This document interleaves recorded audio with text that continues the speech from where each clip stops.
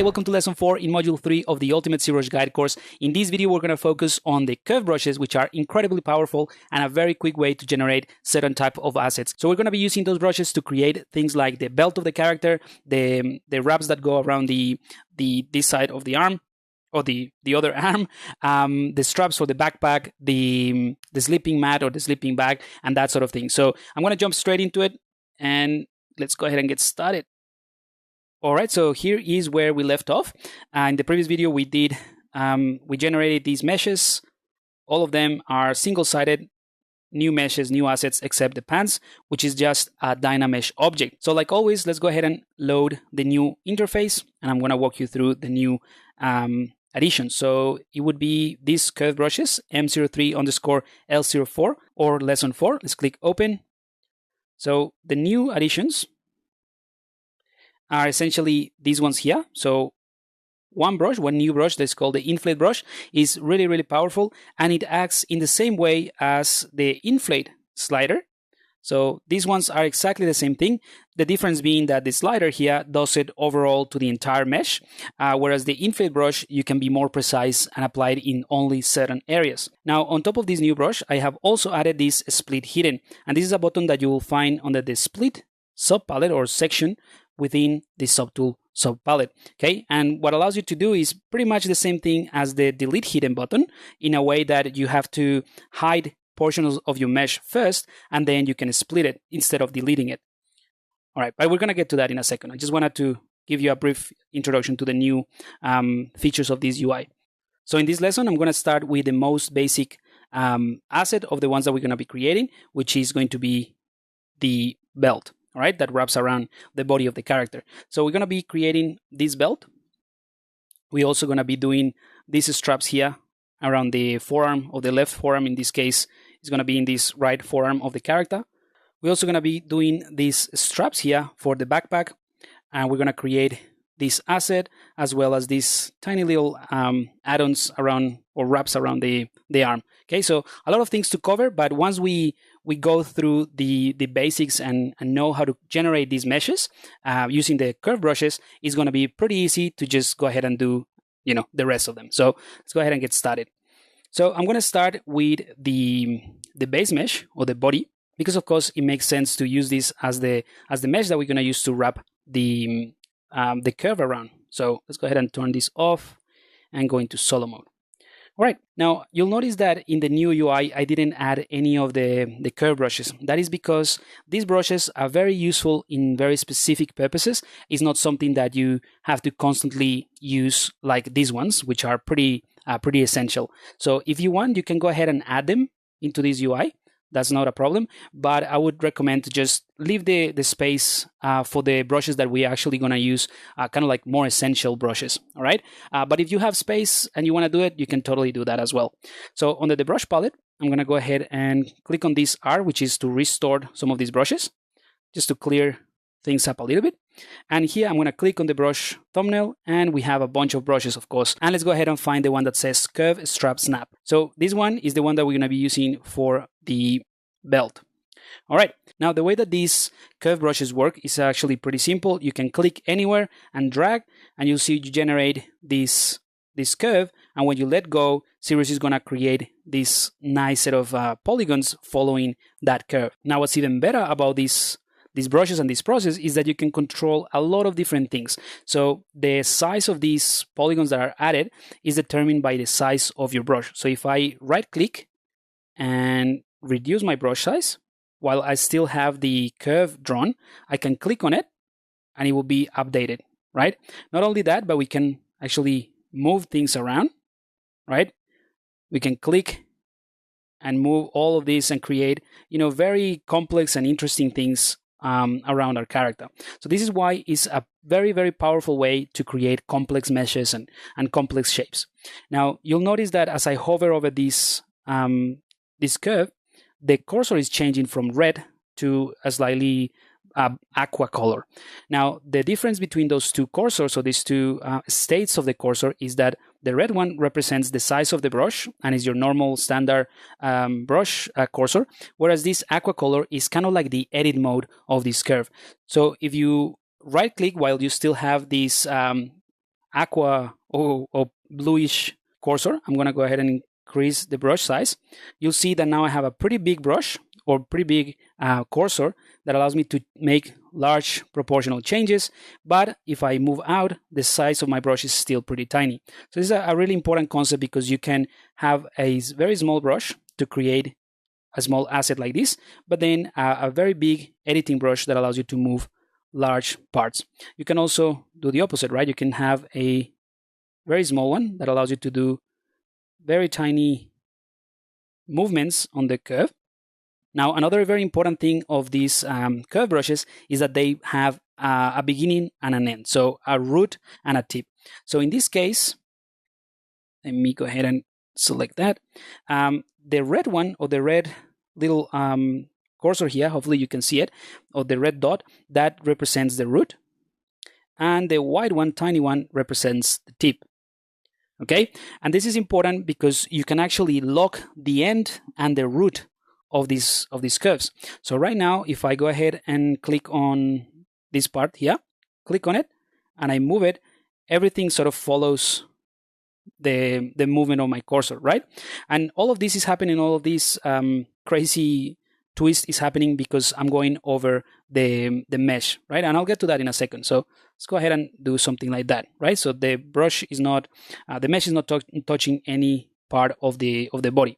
So if I go ahead and go to the stroke palette, and actually we're going to go through a few of these settings here. So let's go ahead and click on this icon and drop it to the right hand side. And let's open up the curve section here, right? So here you see that we have the lock start and the lock end. So if I lock the end, right, which is essentially this one, or the tip, I can take the root and move this, and you'll see this one will remain in the same spot, right? So if I increase my brush size, I can go ahead and move things around, but the end will still be there. Now, this is something that we're going to use especially for the backpack straps. So for example, if I set my beginning and my end and I lock both of those points, I can now go ahead and explore anything in between this curve, and the start and the end are going to be locked in place. So you can create something very, very, very interesting. Now, on top of all these things, you can also rotate and smooth the curve. And this is something that is relatively new. I believe it's ZBrush 2019 or 18 when it was introduced, but it allows you to smooth out the curve. So the way that works is clicking on the curve, and after you clicking, before you let go of the click, you press the Shift key and just go over the curve, and you'll see I'm essentially smoothing the curve. Okay, so it makes sense because it's using the Shift key, which is your modifier to access the smooth brushes. So let me just go ahead and write it here so you will remember. So step 1 will be click on curve, right? And after you click, without letting go of the click, you press Shift. So it's pretty simple, the same thing as if you were smoothing surface. The only difference is that you have to click first rather than Shift and click. So click first and then Shift, because obviously clicking will just manipulate the brush or the curve. So click, Shift, and smooth the curve. Now, in order to rotate, as you can see, there's some rotation here. You can use another modifier, in this case, the Control key. So I'm going to click on the curve, same thing as I did before, but instead of pressing Shift, I'm going to press Control. So pressing Control, and that allows you to rotate and very quickly change completely the rotation of the curve. Now, the amount of rotation or the amount of area that is being affected is based on this editing cursor size. So if I right click and reduce my cursor size to something like this, click, Control, and rotate, you'll see it will be just a twist around this area. If I do it with a large brush size, then it's going to rotate in a much more larger space. All right, so those are the essentials of these brushes. I'm going to go ahead and simplify it by just clicking and then smoothing this out, because we still have a couple more things to do. Now, if you want to increase the length of this curve, you have a couple of alternatives. You can hover over this curve, and you'll see that I get this. Let me point that out. This is my cursor here, my pointer, and you'll see we have this red line. This is an indication of like the snapping of the cursor with the curve. So as soon as you see this line, you can click and drag and create more an extension of this curve. So let me show you what that means. I'm going to hover, I'll see the line, I can click and drag, and I do something like this, and you'll see it just creates this shape. I can do the same thing here, and I can alter this as much as I want to. Now let's go ahead and change my brush cursor just to make it a bit thicker. Click on it and click again and shift just to smooth all of these points, right? Another way that you can increase the length more dynamically is with the elastic and liquid. They essentially do the same thing, but the way that you can extend it is different. So with elastic, I'm going to enable it here, and I'm going to reduce my editing cursor brush size, click and drag. So you'll see as I drag, it sort of like creates kind of like an elastic band, right? So this allows you to create shapes again very, very quickly, very interesting. And the same thing goes for the liquid. So if I enable liquid instead of elastic, you do the same thing, but it's a little bit softer, more like a liquid. So you have you can actually pull more of this curvature and simplify it a little bit more, but still adding volume. Whereas the elastic is kind of like a straight line, right? Anyway, let's click and shift to smooth all that. And again, that covers kind of like the basics of how you edit these curves. Now, there are a couple more things that had to do with the snapping, right? So right now we can do all of this because the brush is actually not over the body. So I'm gonna go ahead and click anywhere on the body once, just one click, and now you'll see that my curve disappears, right? So right now this is locked in place. I cannot edit it, as in I cannot edit the curve. I can edit the topology because this is just mesh, but I cannot edit the curve. So now with this in place, you'll notice that everything but the new curve is being masked out, right? And this is incredibly useful as well in this case because we can click and drag again and create a new brush, right? This is the new curve that we can edit.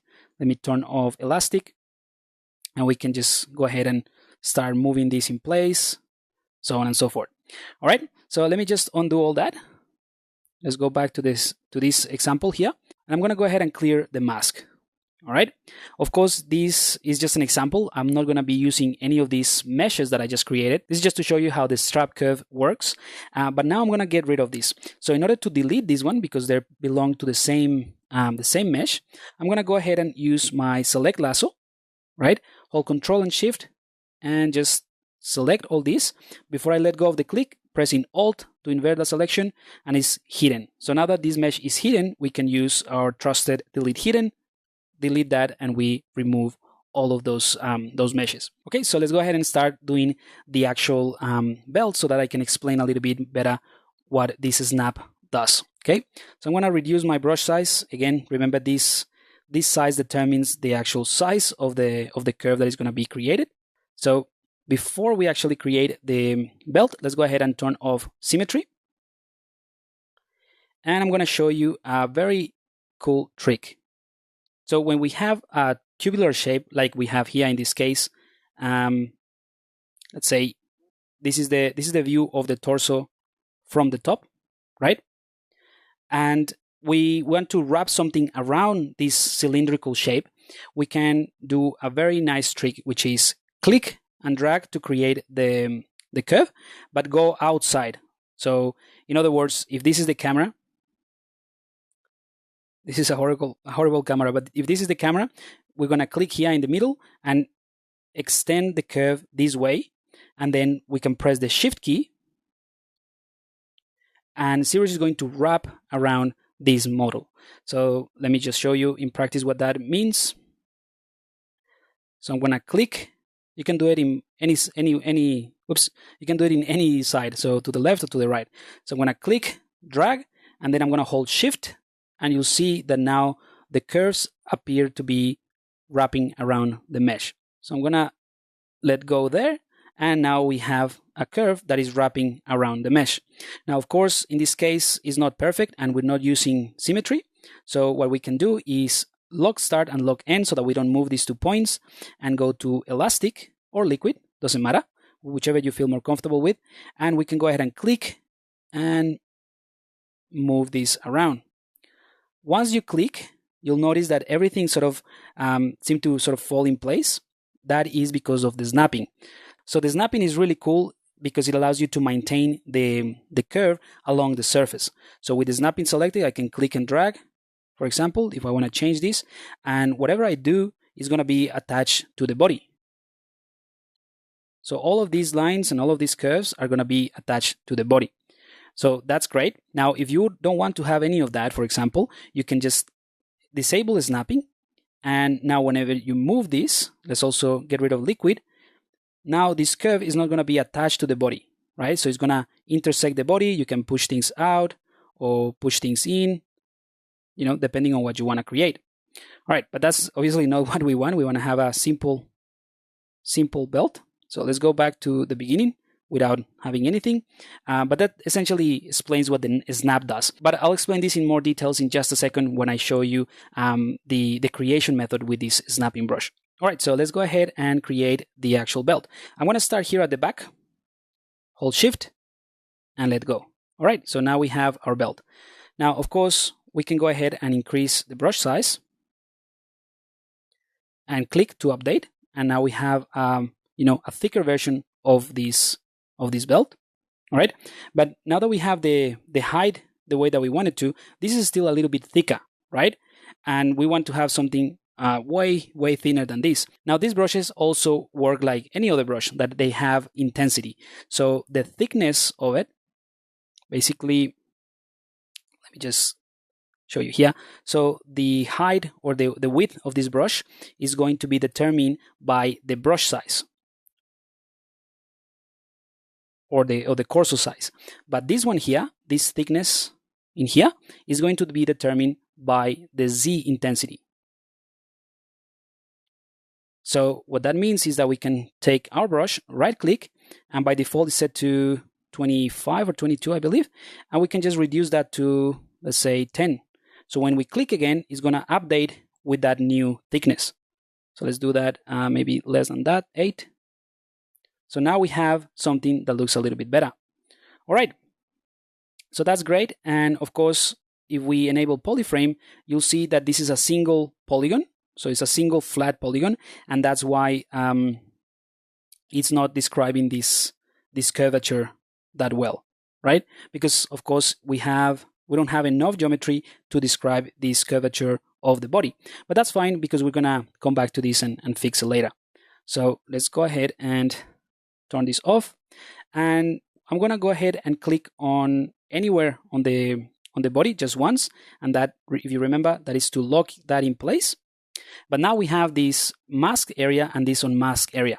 Now there is a function in the split tab under the subtool palette called split, where you can split unmask points, and you can also use the split hidden that I have here on the UI. Now in this case, it's just going to be faster and easier to just click on split unmask points, and that way ZBrush is going to take whatever is masked, like in this case the body, and whatever is unmasked, in this case the belt, and split it. So we now have a mesh that sort of wraps around the entire body, but is its own separate mesh, and the topology is quite nice. It's very simple.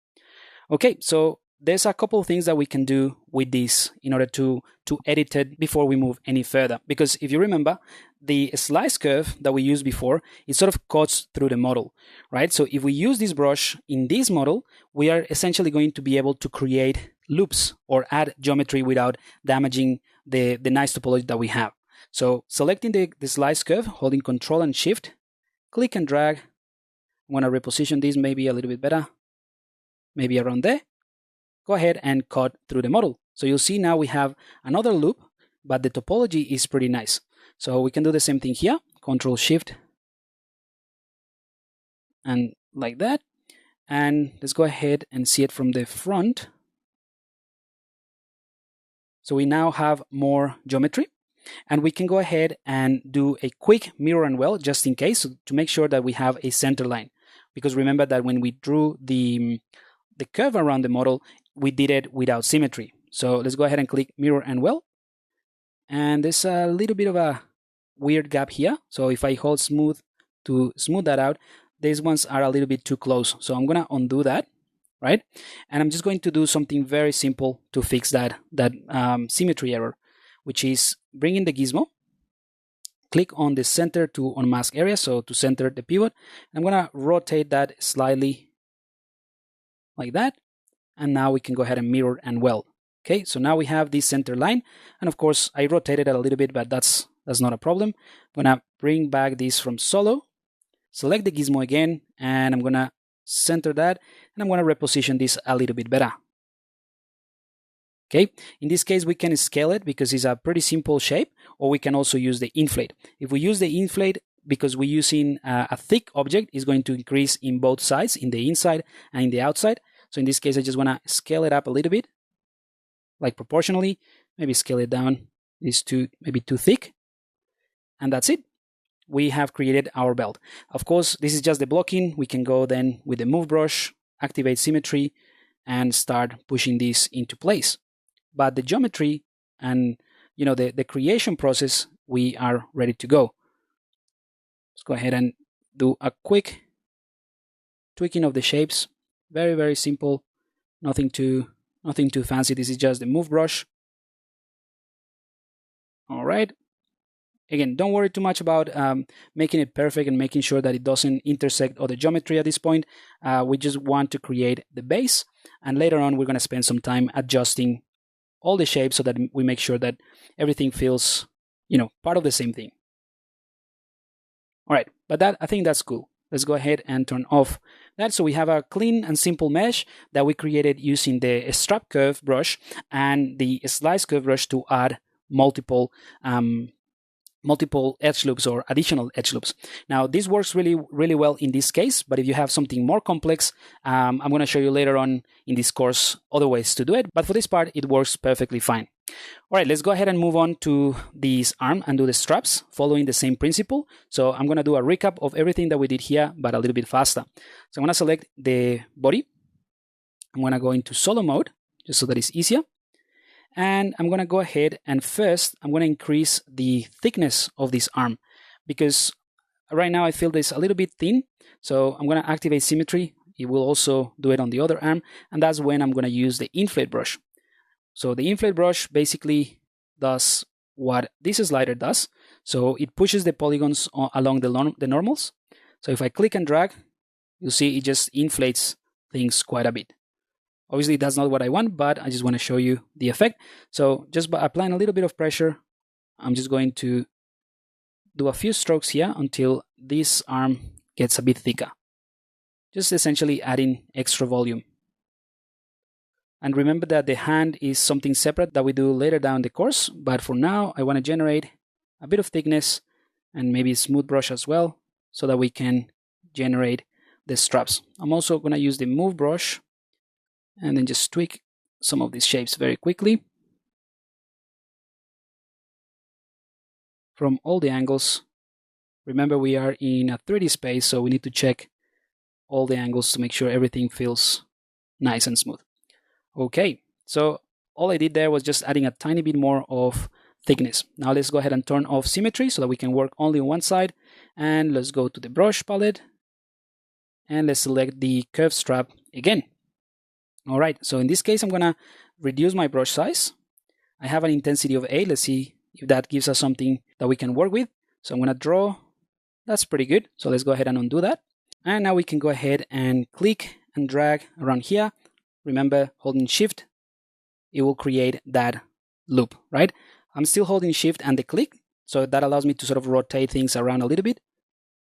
And there we go. Let's go ahead and click on that again. And let me just check. Okay, so I forgot to have the snap enabled. So let's enable that as well as liquid and click on this area again. And that sort of creates that shape. Now click outside somewhere here, and I'm going to repeat the same process. Click and drag past the mesh so that I'm in the canvas, holding Shift and create another one, right? So now I have two of these curves. Actually, let's go ahead and remove the liquid, and we can go ahead and very briefly just move things around a tiny bit. Click somewhere just to lock that in place and repeat the process. So click, drag, Shift. We can rotate a little bit so that we can generate some interesting shapes, and then use the editing mesh or the editing cursor to move things around a little bit. Again, make sure that you look at it from different angles. All right, click outside, and that locks that in place. So that's essentially what I'm going to do all the way through the forearm. So all around here, okay? Just clicking and dragging to create this type of shapes. So basically varying the angle a little bit, and then we're gonna spend some time tweaking the overlapping of these straps. So I'm gonna do a quick time lapse and speed up this part so that you don't get bored. This is the same thing, and I'll see you in a second.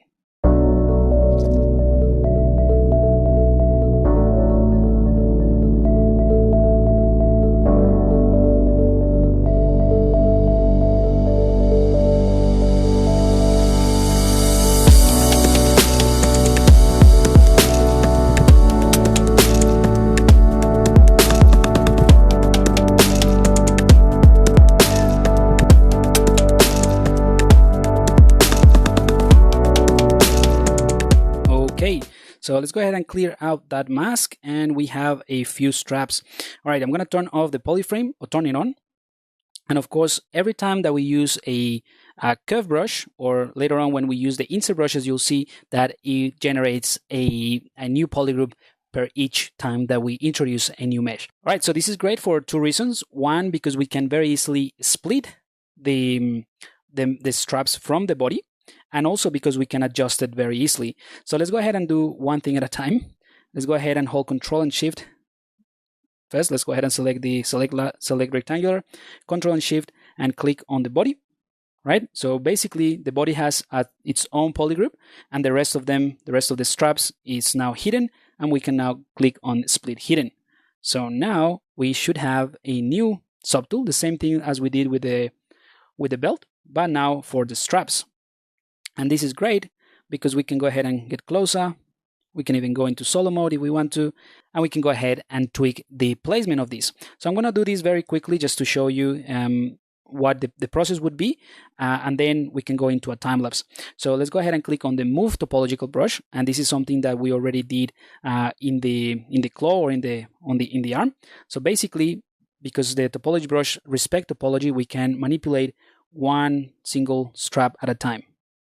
So I'm just holding the Alt key and moving things towards the camera. Remember, that is the modifier that when we use the move brushes, it allows you to push things towards the camera. And we can actually turn on the polyframe so that we can see better what we're doing. Again, don't worry too much about doing it perfectly. We're going to have a session or a video dedicated to tweaking and adjusting all these shapes. We just need to do something so that it looks better than what it currently looks like. But that's about it. If you're having issues or if it is hard to select the one that you want, what you can do as well is use the move brush, and you can use the Control and Shift key to, for example, isolate this one. Click Control outside the canvas to mask it, bring back everything, invert the mask by holding Control and click once in the canvas, and now we can manipulate this one a little bit better. Okay, so the same thing for example, this blue one.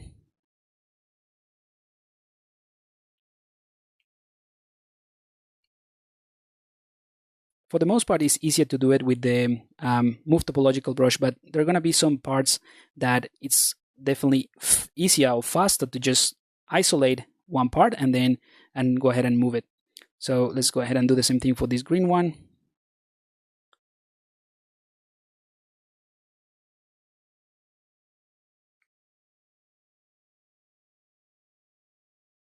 All right.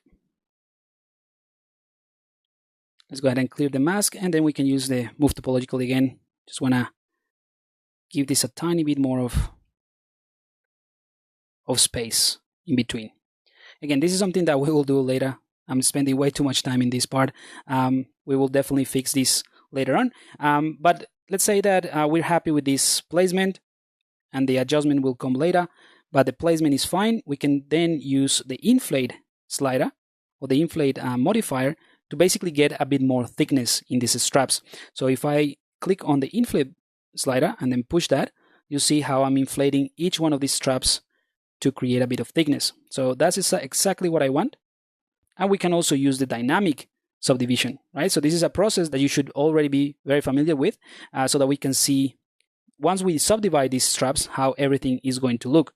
So we have a clearer idea of which ones are the ones that we need to push in or push out or smooth and that sort of thing. But again, we're going to leave this one for the adjustment lesson. So I'm going to leave it as it is with the dynamic on. In fact, we can select the belt as well, go into dynamic, so that we can see things a bit smoother.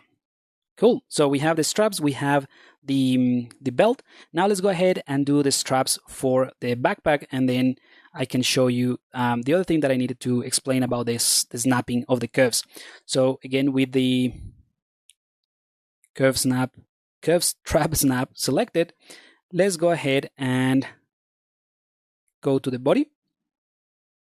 Actually, we could do it, let's do it on the body. Yeah, let's do it on the body, doesn't matter. One of the things that is very important to keep in mind about these brushes is that they will snap to anything that is visible on the canvas, right? Not just the volume of the underlying subtool.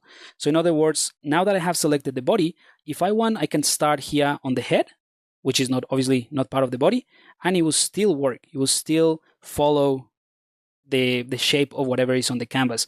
And this is great because now with this, we can go ahead and do the straps for the backpack. So I'm going to enable symmetry, and that way it's going to be easier to create those straps. And I'm going to start around here and draw those lines like so. Okay, so that's pretty simple. All right, and we can just go ahead and move this a little bit so that we generate the placement of this brush a little bit better. But because this is snapping, if I want to go in a straight line from here to here, we need to disable the snapping. So this is something that is important to understand, so that you can switch between the two, right? So at some points or at some areas of the mesh or the curve, you might want to use the snapping tool or the snapping feature, but sometimes you want to disable it to continue adding. So now that I have the snap disabled, I can just hover over until I get the red line. Remember, that's the one to extend the curve. Click and drag all the way to the backpack, right? So now if I go maybe look at it from this angle, so all of this is snapping probably up to this point. So that's snapping. And then this bit that generates this gap and it creates a straight line here is without the snapping, right? But it's still the same curve. So that's why it's important to learn how to use this one in combination. So on and off, depending on what you want to do with the curve. For the one here at the top, I think it works. Let's go ahead and turn off the cylinder so that we can see better, as well as the head. Okay, so we can go ahead and do the same thing. Wait until it snaps. Click and drag. And there you go. All right, I'm going to also reduce my editing brush cursor, the aqua color, so that I can push this a little bit. Now, when you start editing the curve like this, you might notice that things start to rotate a little bit weird. That is the case, obviously, depending on what mesh you have as an underlying surface. But again, we can very quickly, we can click, hold Control, and then start rotating things in place. Click, start rotating, and I think that's pretty good. What I want to do is probably make them a little bit thicker. So I'm going to right-click, increase the thickness to 12, click again on the curve to update it. So now we have thicker straps, maybe even more than that. 15, even more. So I'm going to go for 20. Oops, 20 in the C intensity, or 21. Click. There we go. That's much better. And now we can go ahead and click anywhere outside to accept or to lock this in place. I'm going to go into solo mode, and remember we have these ones in the body. I want to clear this mask, holding Control, click and drag, then holding Control and Shift at the same time. I'm going to isolate the body, and I'm going to split hidden. So now, again, we have the straps as its own subtool. All right, so let's go ahead and turn back on all of these pieces that we... Actually, let's leave it off just for the time being so that we can tweak this. When I enable the polyframe, use my move brush. And let's go ahead and push things bit by bit. So this is just a quick adjustment. Again, I want to reiterate, there will be a process to just adjust to that we will dedicate to adjust these shapes in a separate lesson. But I like to keep things clean in a way.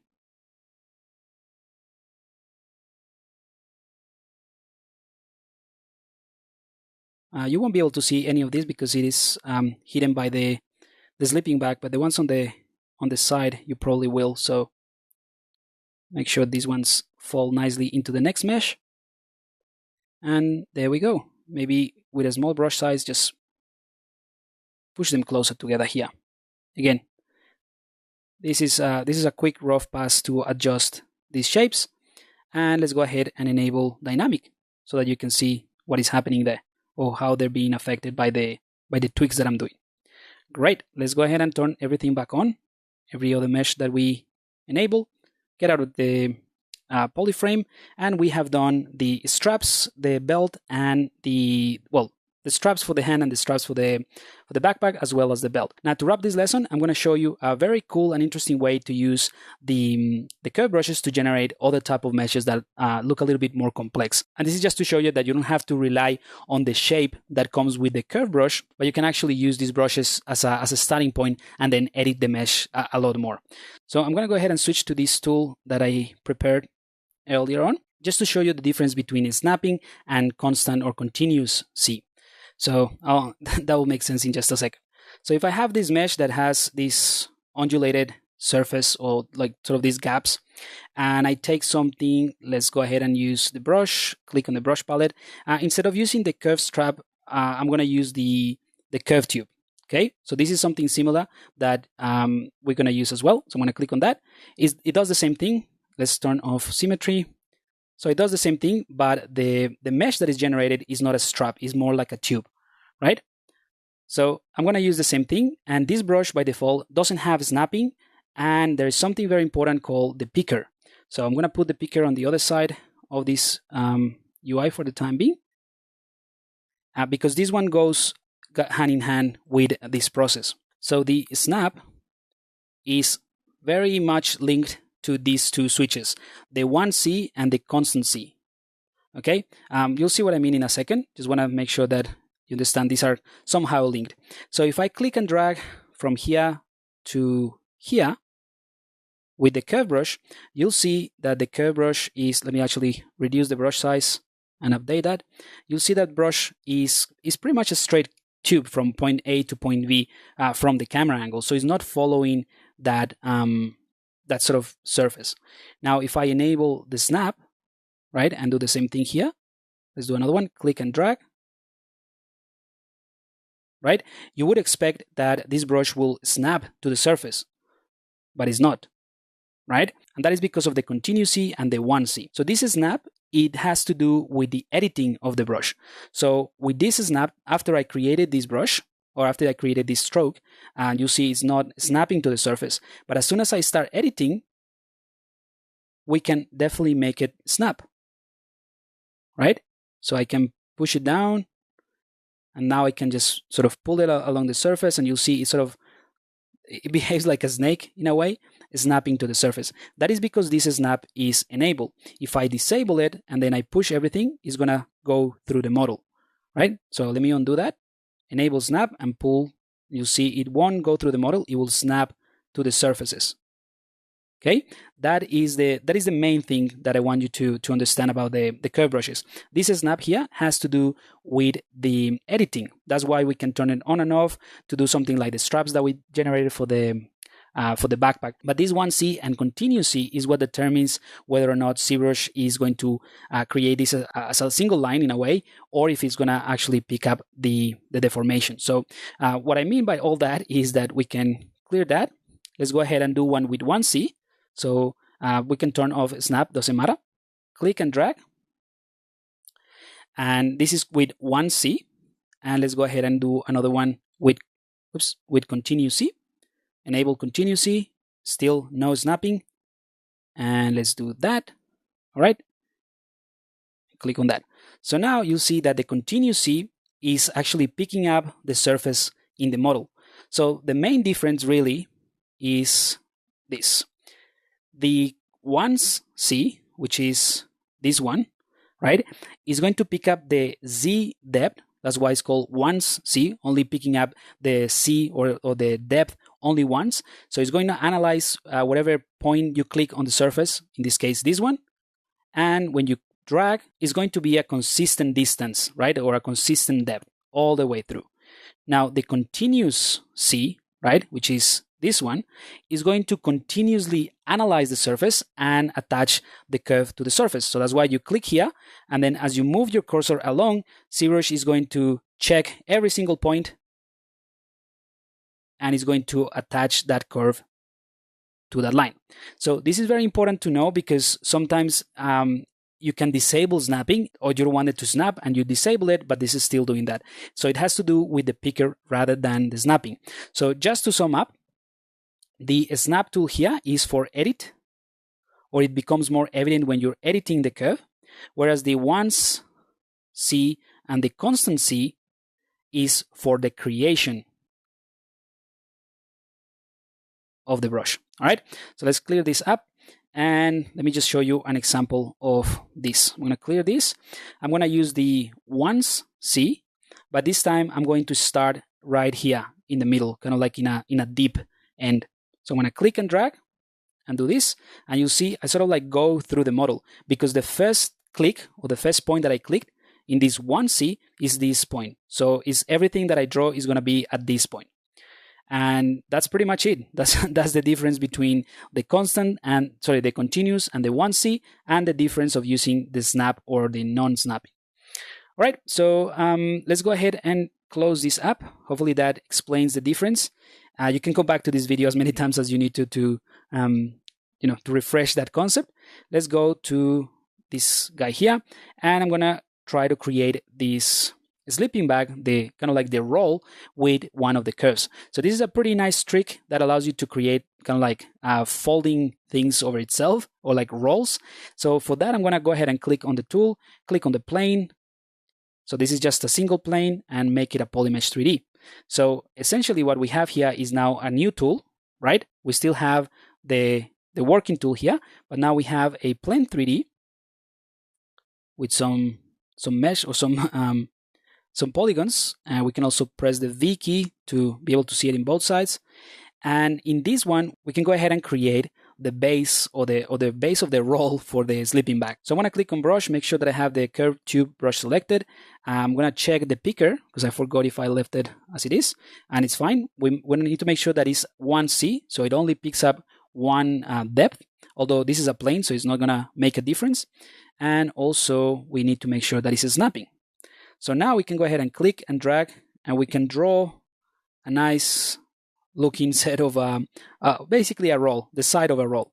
And of course, as long as we lock the start and the end, we can go ahead and manipulate the shape of it. And this is great because you can have a lot of control over this, or the position of the curve, and also the overall shape. Right, so this is the roll. Let's go ahead and click OK outside, and now we have two pieces, or two meshes that live within the same subtool. Right, I'm going to go ahead and hold Control, click and drag to remove the mask. Select rectangular tool, hold Control and Shift, and I'm going to isolate just this bit, and I'm going to split hidden. Okay, so now we have two tools here, just in case you want to come back and work on this one.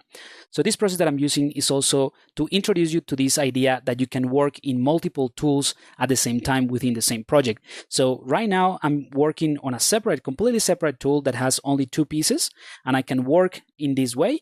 And then when I'm finished, or when I'm happy with this asset, I can go ahead and attach it or copy and paste it into the working tool, which is the rest of the character. So let's go ahead and hide the plane. We don't need that anymore. And this one, we want to fill in these gaps a little bit better, but we're going to do that later on, right? So what I'm going to do with this one is go from the front, and I'm going to click Mirror and Weld. Whoops, that sort of did the wrong thing. And I need to bring in my floor so that I can actually see where this thing is pointing. So first I'm going to bring in the gizmo, and I'm going to center that to the entire mesh, and I want to rotate it so that it is facing the z-axis, right? So that I can do a mirror and well on the x-axis. So let's do that. Hold Shift, 90 degrees, and I'm going to press this house. If I press the house here, it's going to center the entire volume of the mesh to the center of the world. Okay. So all I did there was just really rotating this mesh so that we can then mirror and well on the x-axis and it will be symmetrical. All right, so now I'm going to go ahead and hold Control, click and drag to create this mask, and I'm going to bring in the gizmo, and we have half of this sort of like cylinder or this cube mask. So now I can take the gizmo and push this like so. All right, so this is pretty good because now we have a mesh that is sort of like rolling over itself, and this will determine the length of that asset. So let's get out of this gizmo, get out of the polyframe, Control, click and drag to remove the mask, and we have something that looks pretty decent. Now, if we try to deform this in the middle, we won't have any geometry because this is pretty much what happened with the belt. So again, we can use the same technique we used before with the slice curve, Control, Shift, and drag to slice this a few times. Actually, before I do that, let's go ahead and bring in the gizmo, center the pivot to the entire volume, and then center the entire mesh to the center of the world. And we can go ahead and do a mirror and well first, right? And now we have that center line. So what we can do now is Control and Shift with the slice curve, adding a couple of loops, right? Doesn't have to be perfect. This is not the final geometry anyway, but it's good to have a few more, okay? And now we can go ahead and mirror and well, and now we have more geometry. So that means that we can now take the move brush and start modifying this a little bit better, right? But we're not going to do that yet. Okay, so we have the cylinder or the sleeping mat, but it's pretty thin, but the borders are not touching with each other. So what we can do at this point is use the inflate brush, or the inflate slider, sorry, to tighten all of this together. So now it looks cool. All right, so that is very simple, and very simple thing to do with this technique. So it is a way of combining and kind of like a recap of some of the things that we already seen to combine this to create this. So now I'm going to click on copy here on the subtool palette, copy that, and I'm going to go to the character, and I'm going to I'm going to paste it first. And I'm going to go ahead and find the actual dummy, which is in here. And I'm going to click on this, drag it into this area. And now I'm going to show you something else that is pretty useful in terms of dealing with subtools. So if you hold the Shift key and you click on the actual subtool that you are selecting, Civil is going to hide everything but the one that you have selected. So after doing that, I can enable just this one and the other one that I want to see kind of like where it is placed. Right? So this is an alternative way to isolate a few parts without using the solo mode, right? Because the solo mode is going to isolate just the one that you have selected. But if you want to actually see a few more, this is a way to do it. All right, so I'm going to go ahead and hold Shift while I rotate to snap to this camera. And I'm going to bring in the gizmo, and I'm going to center that, and I'm going to go ahead and scale it down. Okay, something like that. Also, I'm going to go to the top, rotate that 180 degrees, holding Shift, and look at that. It fit almost perfectly to the dummy file that we had. That's pretty good. Okay, so let's get out of that, and now we can go ahead and bring back the rest. So again, holding Shift, click a couple of times, and that will bring everything back. All right, so we have that, and we can basically delete this one. We don't need it anymore. But I'm going to leave it because we can use it later on as a dummy file to create a few more meshes. So I'm going to just hide it for the time being. And we have our sleeping bag. I actually want to rotate it a tiny bit more so that it makes more sense, and then just reposition it. Maybe scale it up a little bit, and then on the Z-axis.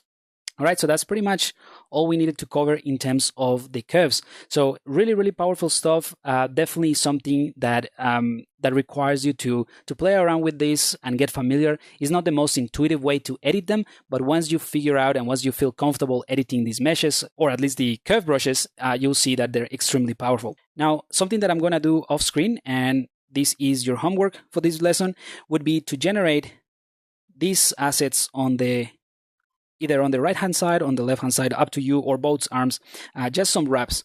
Okay, so it's just following the same principles of what we did for this one and for this one, right? Click, drag, and shift, so it wraps around the body. Split those and make them its own single subtool, and you can do that with the curve tube brush, okay? All right, so that basically covers everything that I wanted to show you in terms of these curve brushes. And as you can see, they are extremely powerful and a very quick way to generate a series of different assets. So I'm going to leave this lesson here. And in the next one, we're going to concentrate on adjusting the shapes, making sure that everything fits part of the same. So I'll see you in the next video.